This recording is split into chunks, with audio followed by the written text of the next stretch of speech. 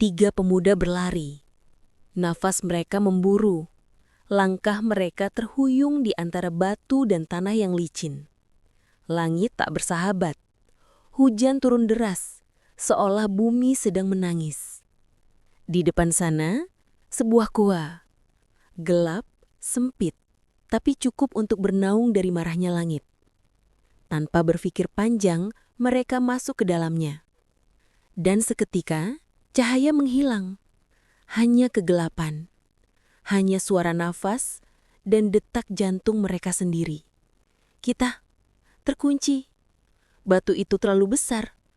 Tidak mungkin kita menggesernya. Tak ada jalan keluar. Tak ada manusia lain di sana. Hanya kegelapan, ketakutan, dan penyesalan. Namun satu di antara mereka berkata, "Kita tak akan bisa keluar, kecuali kita memohon kepada Allah dengan amal yang paling tulus yang pernah kita lakukan." Maka mereka duduk bersimpuh. Hujan masih deras di luar, tapi di dalam goa ada pertempuran lain. Pertempuran antara harapan dan keputusasaan. Lalu, salah satu dari mereka mulai berdoa. Pemuda pertama berkata, "Ya Allah, Engkau tahu bahwa aku pernah memiliki kedua orang tua yang sudah rentah. Aku selalu memberi mereka minum susu kambing sebelum anak-anakku dan keluargaku. Suatu malam, aku pulang terlalu larut. Mereka sudah tertidur. Aku berdiri di samping mereka sambil membawa bejana susu itu. Aku tak sanggup membangunkan mereka. Tapi aku juga tak tega memberi anak-anakku sebelum mereka. Maka aku berdiri di situ, menunggu hingga fajar menyingsing. Bayangkan malam itu. Dingin menusuk, anak-anaknya merengek, dan waktu berjalan lambat. Tapi sang anak tetap teguh. Ia memegang bejana itu dengan tangan bergetar, menunggu sampai kedua orang tuanya membuka mata. Pemuda pertama melanjutkan, "Ya Allah, jika Engkau tahu aku melakukan itu hanya untuk mengharap ridho-Mu, maka geserlah batu ini sedikit, agar kami dapat melihat cahaya-Mu." Batu itu bergeser. Sedikit saja, tapi cukup untuk menandakan bahwa doa mereka didengar. Tangan-tangan mereka bergetar. Mata mereka basah.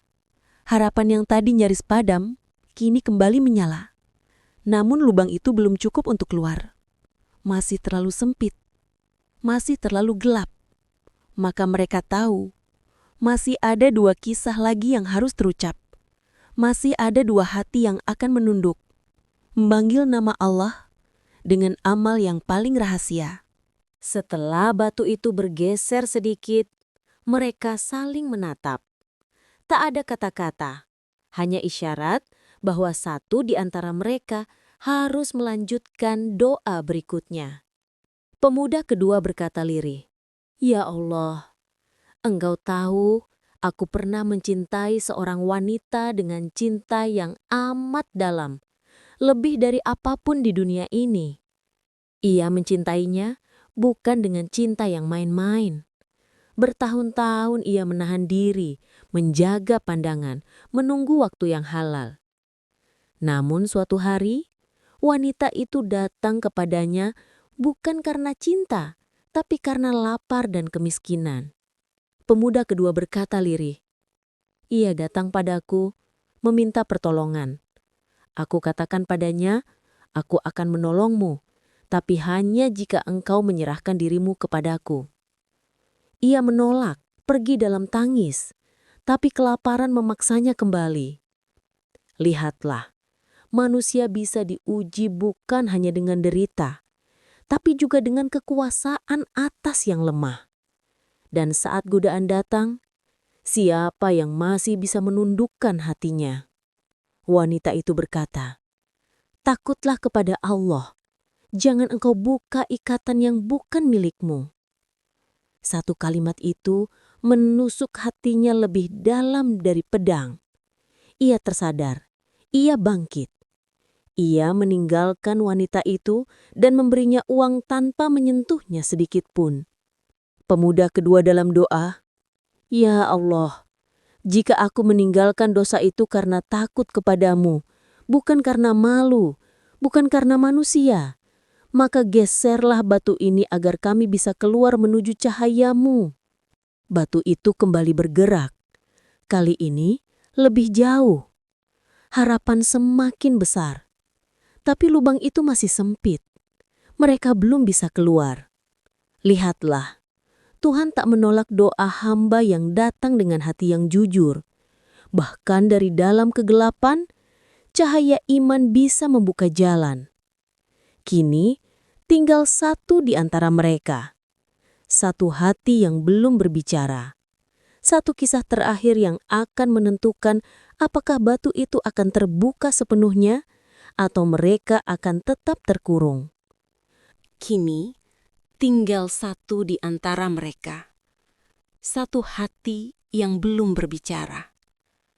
Dan di dalam keheningan goa yang dingin itu, ia mengangkat tangannya, mengucapkan doa terakhir yang akan menentukan nasib mereka semua. Pemuda ketiga berdoa, "Ya Allah, Engkau tahu dahulu aku memiliki beberapa orang pekerja. Aku menggaji mereka dengan upah yang telah disepakati. Setelah selesai, semua datang mengambil gajinya, kecuali satu orang. Waktu berlalu, hari berganti tahun. Dan di tengah kesibukannya, upah yang belum diambil itu tetap ia simpan. Ia tidak melupakannya. Ia menjaganya seperti menjaga titipan dari Tuhan. Ia berbisik dalam hatinya, "Ini bukan milikku, ini milik orang itu. Aku hanya penjaganya." Dan ia terus memeliharanya tahun demi tahun, hingga harta itu bertambah banyak, menjadi tumpukan ternak yang melimpah. Lalu suatu hari, datanglah seorang laki-laki ke rumahnya. Wajahnya asing, tapi suara itu ia kenal. Laki-laki itu berkata, "Tuan, aku dulu pernah bekerja padamu. Aku datang untuk mengambil upahku." Pemuda ketiga menjawab, "Semua yang engkau lihat itu adalah milikmu. Dari kambing, sapi, dan hasil ladang ini, semua berasal dari upahmu yang dulu belum kau ambil." Laki-laki itu terdiam, mengira ia sedang dijadikan bahan olok-olok. Tapi tatapan mata pemuda itu serius, tulus, dan tak ada keraguan sedikit pun. Laki-laki itu berkata, "Apakah engkau mengolokku?" Pemuda ketiga menjawab, "Tidak, demi Allah, itu semua benar milikmu. Ambillah dan pergilah dengan tenang." Ia tak meminta terima kasih, tak menuntut balasan. Ia hanya memandang dari jauh bahwa kejujuran tak selalu dibalas manusia, tapi selalu disaksikan oleh langit. Pemuda ketiga berdoa,